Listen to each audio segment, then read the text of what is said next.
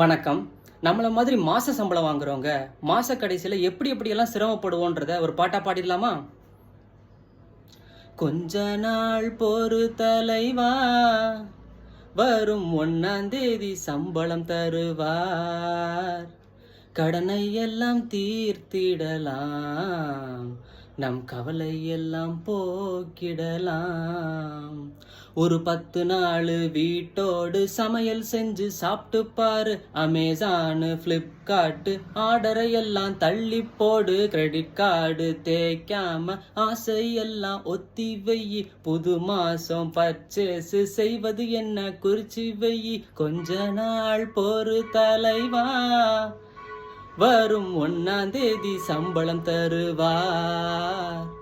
கடனை எல்லாம் தீர்த்திடலாம், நம் கவலை எல்லாம் போக்கிடலாம்.